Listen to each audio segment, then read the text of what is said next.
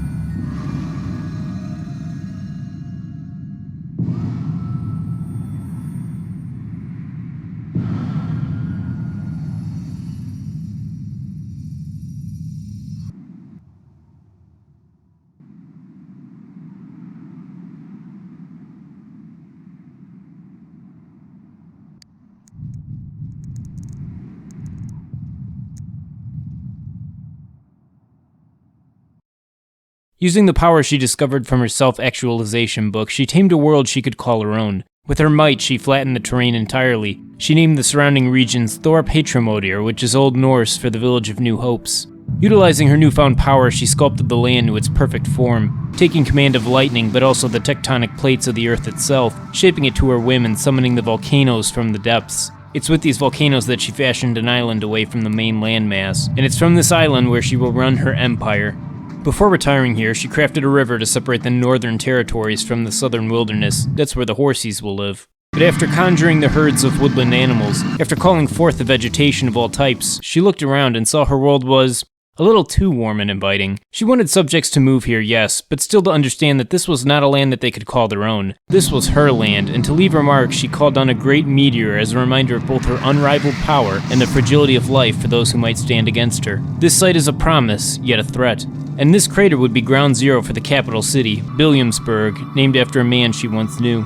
The only funds she had were $500,000 that she stole from a family that she had found on the street and invited to play Family Feud. But with this, a world power would be born. The city was established, and as her first act, at the center of the crater, a skateboard park was erected as a symbol of her authority. After paving a road around the site, it was time to begin. But right now we're just a skate park, and without a few essentials, no one will move in. We need to establish what will be the 4 pillars of our land. Our town will be a hub of electricity, where the water flows like water.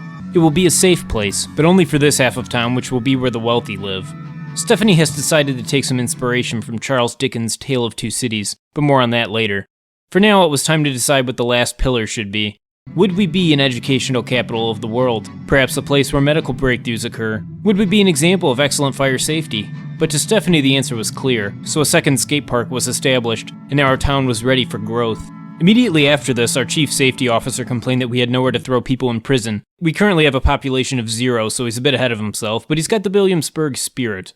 But as we enjoy this construction montage, you'll remember I mentioned A Tale of Two Cities. You see, Stefhany is aware that cities fail when expenses exceed income. Citizens crave the welfare state but never want to pay for it, and in order to participate in the liberal world order, she would have to ordain her land as a democracy, which is unfortunately a fickle thing. But she had a plan. She would make twin cities, one with things like police, a fire department, schools, libraries, hospitals, and clean air. and the other with 4 more skate parks and a coal power plant. The welfare state of City A would be provided by the profit generated by offering absolutely nothing to City B, and by making City A 1% larger than City B, she would secure every election in a 51-49 vote. Both cities, however, would get to access the Billiamsburg Railroad, which would offer cheap transportation to everyone in the city. This was not an act of benevolence, rather it was a way to ensure that no one had an excuse not to work and provide revenue to the Billiamsburg coffers. The city and its railroad were built on a uniform grid, with this unique pattern ensuring that trains could easily loop in and out of anywhere they wanted to go. It was inefficient and made traffic a disaster, but it was something that looked so cool, so uniform, so authoritarian. She not only implemented it everywhere, but this also became the flag of the Billiamsburg Empire. But it was time to start zoning. The center, the heart of Billiamsburg, would not be the people, of course. No, instead corporate interests would be the heart and soul of the city. This was another method Stefhany would use to keep power. The businesses would pay for ads to support the journalist class, and in turn the journalist class would promote Stefhanic policies, and Emperor Steph would give massive financial incentives to the corporate interests that skated this line. In other words, malevolent corruption that is a stain on the very soul, but it's okay because it's legal. On the margins of town would be the citizens, expendable, easily replaceable with others from foreign lands abroad, and only really used to farm tax revenue for our one nation under GDP. They must be pacified, but nothing more. Speaking of taxes, Stefhany would implement an outright regressive tax system, with the poor and the middle class paying the lion's share of taxes. In SimCity 4, there are unfortunately no options to print infinity money, so taxing the middle class via inflation while the wealthy protect their assets in the stock and housing markets is unfortunately out of the picture, so this policy would have to be done in the open. But let them go skate, declared Stefhany. After constructing a port that we funded with $15, it was time for the subjects to start pouring in, and immediately both sides of the town began springing up. Stefhany's intelligence agency decided to take an interest in 2 citizens, Damien Flagisto from the bad side of town, and Rich Richton from the good side. By monitoring them, we can see what life is like within each of the twin cities. Damien gets the beat-up 1992 station wagon while he skateboards to work, as is custom in lesser Billiamsburg. Rich Richton, though, he gets the palanquin treatment. No one is safe, no one is healthy, everyone is an idiot, but the commute time is great, as is the recreation. After 500 citizens moved in, it was time to work on Stefhany's mansion. It was placed on the island forged by the volcanoes, worlds away from her problematic subjects with their problematic problems. In order to further increase her defenses, she had it surrounded on all sides by private police. A casino company decided this would also be the perfect place to build, and one off-road limousine trip later, a private casino was built. However, due to her rapid spending, the city budget was way underwater, so Stefhany decided to defund the police kiosks that she'd built by her house. Not a great idea, as they immediately went on strike, and now she was surrounded by angry armed protesters. But this was no time to worry about money. There was a slight disturbance reported at 2-story house. Neighbors are complaining about the noise, so Stefhany hopped in the cruiser because disorder is not tolerated in Billiamsburg.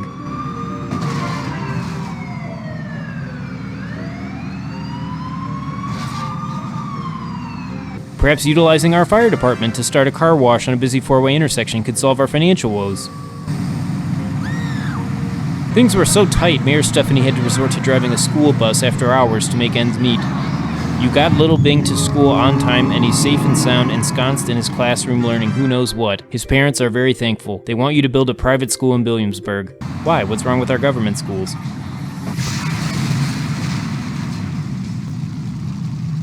Look at how perfect this rail intersection system is, though. It's beautiful. It allows me to safely transport this rocket fuel, and after making 2 deliveries, I can now build a rocket ship in our town of 3,000 people. This may seem premature, but we need to expand Billiamsburg to Mars. Okay, we are just completely broke. I wonder if I build the Tower of London, maybe we can trick people into thinking this is a different city so they move here. If I write a secret code in the sky for this guy, I can get $70,000. It's kind of hard to line up when it's over water. There's your code, it's perfect. The city budget was on the brink, so we built a private military base and also a federal prison to put anyone who notices. And they also give us some money every month. I'm not sure what the private military company is doing to raise money for the rent, but that's not my business. I don't want to interfere in the lives of private citizens. Whoop, I'm out of money again. Due to our financial system, we've been having an increasing number of dissidents, so to make them happy, I offered to take them all skydiving. We can't really see them, no one can, that's kind of the idea, but they're back here over the water. We gave half of them parachutes, so they might make it back to the shore, I don't know. And guess what happened without them bringing us down with their bad vibes? After building a private missile launcher next to the private prison across from the private military base on the private island, Stefhany finally motivated the citizens of Billiamsburg to work hard enough so that they now have a balanced budget. Rich Richton is enjoying his life, and nobody cares about the other guy whose name escapes me at the moment, but it doesn't matter. As expected, Stefhany's economic prescriptions had proven to be wildly successful.